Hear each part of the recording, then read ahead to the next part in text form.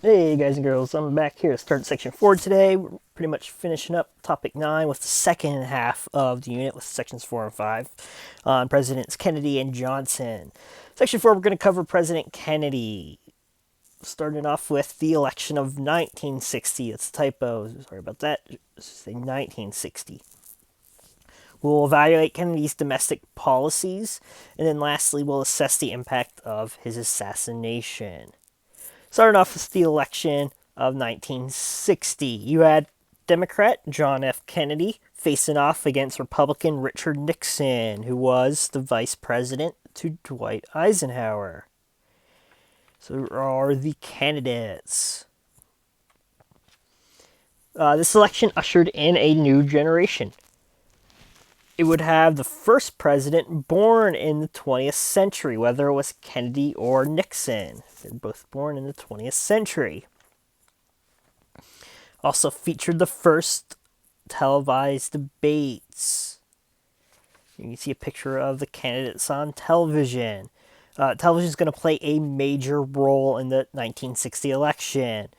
JFK, he appeared young, energetic, and many who thought Nixon looked old, tired.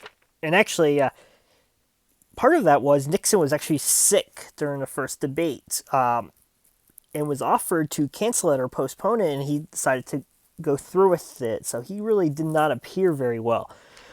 In fact, many who watched the debate, because of that, and how Kennedy looked young and energetic, thought Kennedy won the debate. But when radio listeners were surveyed who won the debate, they actually thought Nixon won the debate. So that just tells you the big role television plays in politics.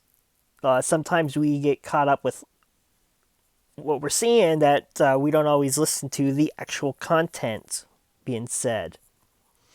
But it's going to greatly benefit Kennedy. He was very popular, especially with the younger generations. And it's very likely television was the prevalent factor that propelled Kennedy in a very close election that featured the highest voter turnout to this day in American history. So more people voted in 1960. I should wait, backtrack. The highest percentage of Americans voted in the 1960 election. More Americans have voted in recent elections because the population is higher, but the percentage was the highest in 1960. And there you can see the election map, very close between Kennedy and Nixon. But Kennedy ekes out the Electoral College win. Got some videos on the 1960 election, one on JFK's television strategy, one on the election itself, a bit more about the candidates. Please go back and watch. All right, so a little bit about Kennedy that made him unique. As I said, he projected youthful, healthy, energetic look, very liked by the young women, especially in young generations. He was also the first and only Catholic president we've had in history. Most presidents, or I should say not most, all presidents besides Kennedy have been of Protestant background. Kennedy was also a great public speaker that helped him also edge out Nixon. He had a special charm or charisma that separated him from other politicians. He formed a cabinet that was deemed the best and brightest by the press. There's some members of the cabinet. You had Robert McNamara, who was Secretary of Defense, who was the president of, or before, who was president of the Ford Motor Company. You had Dean Rusk, Secretary of State. He was president of the Rockefeller Foundation. You had Arthur Schlesinger Jr. He was a Pulitzer Prize-winning historian. You had his brother, Bobby Kennedy, who was his attorney general and who eventually, we talked about before, who was running for president later on and for the 1968 election, and would have made, in my opinion, a very great president himself. Plus, you also had George Bundy, who was the national security advisor, and he was previously the dean of Harvard University. So this cabinet was considered the best and brightest by the press. Their domestic agenda was named the New Frontier.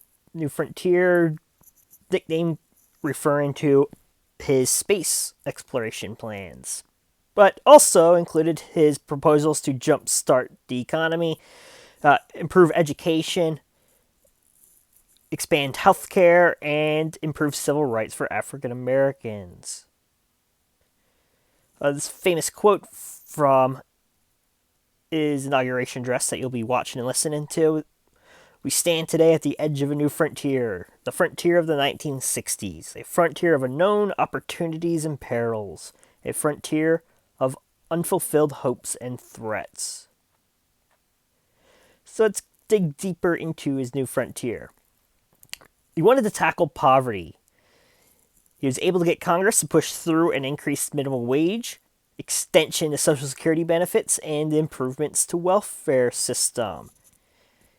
Kennedy's New Frontier also aided women by getting Congress to pass the Equal Pay Act to make sure women are getting paid equal pay with doing the same work that men do. The Kennedy administration embraced Keynesian economics, which we talked about before, going back to FDR was the first president really embraced Keynesian economics, or that idea that you can deficit spend to jolt the sluggish economy, meaning government spending more money than they take in from tax revenue. He proposed tax credits to businesses to encourage investments.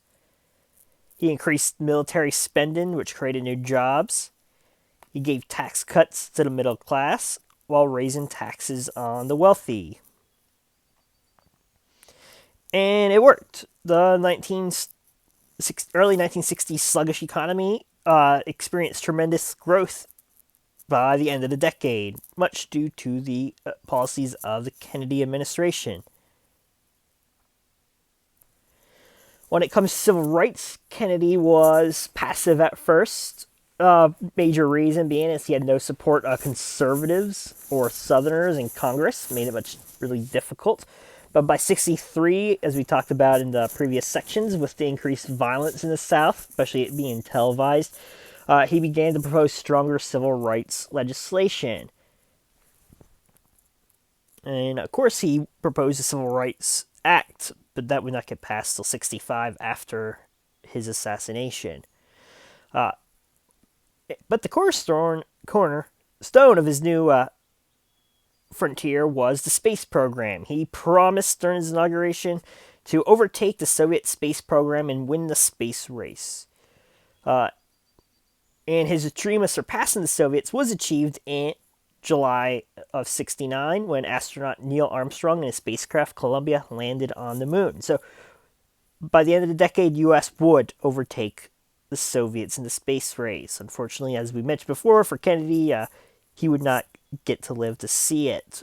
But his investments in NASA and the space program during his short tenure paved the way for that to be possible. There's a video on the space program I'll post on the class page. And to wrap up, section 4 is the short tenure of Kennedy's presidency ends with his assassination. In November of 1963, Kennedy traveled to Dallas, Texas, where he was beginning preparations for his 1964 re-election bid. While his motorcade moved through the city with the governor, he was shot by an assassin, Lee Harvey Oswald, and was pronounced dead shortly after at the local hospital. There's a picture of before the assassination of Kennedy and Mrs. Kennedy moving through the city. His vice president, Lyndon Johnson, was, let's just say, sworn, not sworn, into office. There's Johnson aboard Air Force One with Mrs. Kennedy, a famous, iconic photo of him taking the oath of office, becoming the new president, hour after the loss of Kennedy. What should make this conspiracy series evolve in MLK and Bobby Kennedy that we spoke with? There was a lot of skepticism and conspiracy over the assassination of John F. Kennedy. Enough that President Johnson established what was called the Warren Commission to investigate. The end result was the Warren Commission determined that Oswald was the lone killer. But obviously, there is still those today who believe Kennedy was killed by another gunman or was part of a conspiracy. There's a video on the Kennedy assassination. All right, so that's a wrap for Section 4. We will finish up this unit with Topic 5, Section 5, next week.